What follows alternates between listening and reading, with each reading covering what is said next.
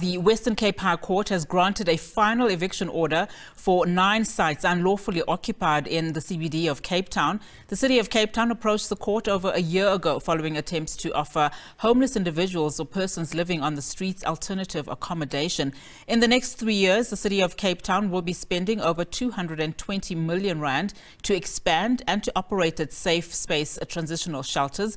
The deadline for vacating the occupied spaces is the end of business today, after which the sheriff of the court is expected to carry out the court order. Now, SABC News reporter Mariska Botha spoke with the mayor of Cape Town about the issue. We're at the Civic Centre in Cape Town, where we're going to speak to the Mayor of Cape Town, Geordin Hill-Lewis, about a court order that was granted to the city for the eviction of homeless persons in certain areas of the city. Let's get straight into it and talk to him. Mr. Hill-Lewis, thank you very much for your time. We know you're very busy. This court order, what does it entail? It entails the eviction of homeless people living here in the CBD at various sites in the CBD. We have to list those sites by specific site and by specific person. And remember, this comes as the last step. It's always the last resort for us after countless efforts to try and get those people to accept voluntarily the help and offer of alternative accommodation that we are making and all of the social support that we offer. When that is not accepted voluntarily, then we do go to the court and we ask for that order. After a very long process in the court, we did get that order, and now we are close to the day when it will be implemented. Why do you feel it was necessary to get a court order to have these persons removed from these areas? Well, because it cannot be that they stay there forever. It's not good for them. First and foremost, it's not good. It's not dignified. It's not safe. It's not healthy for them to do that.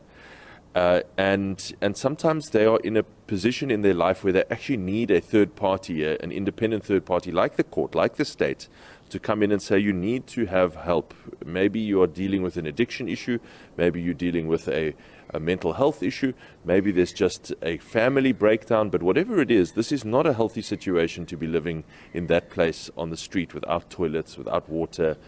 And then it's also not good for the community around to have these sites of urban degradation and decay and all of the things that come along with them. It's not good for a city. It doesn't contribute to a thriving, healthy city. So for all of those reasons, we first and foremost always go and offer that person all the help that we have, the social workers, the support programs, the training programs. We have got our own city drug rehabs and so on. But when it is not accepted, we cannot just put up our hands and say, well, we tried. Yeah. Then we have to go to the court and say, here are all the facts. This is all the efforts that we've made to help. Here is the alternative accommodation that we're providing in our safe spaces. Now we need the court's instruction for that person to go there. And that is where we are now. We spoke to a few of these people earlier today. One of them was very eager to go. He actually can't wait to go. Okay. A second person told us that he's willing to go, given that he goes to Site 3, that they had a look at, that they say looks great. They say some of the other safe spaces, according to them, are not up to scratch, and it comes with certain rules and standards that he's not satisfied with. Do all your safe spaces look the same, and do they have the same standards that apply to them? So let's just talk about the rules. Well, firstly, it's great to hear that one of them wants to go. In fact, we've received word that 150 of them are now willing to go. And by the way, they do not have to wait for the eviction. They don't have to wait for the sheriff of the court to rock up. They can go right now. Yeah. The alternative accommodation has always been open to them since the very beginning of this case. So part of me is like slightly frustrated to hear that they want to go now. They could have accepted it and we could have avoided all of the legal case. But nevertheless, it's great that they're now availing themselves of the help and support that we are offering. Not all of our safe spaces are the same. The first one was built in 2018. We've grown our program since then. This is our 5th one that we've opened now. Many of the others we've expanded in size and added new beds and new facilities. This is definitely the nicest one that we've opened yesterday.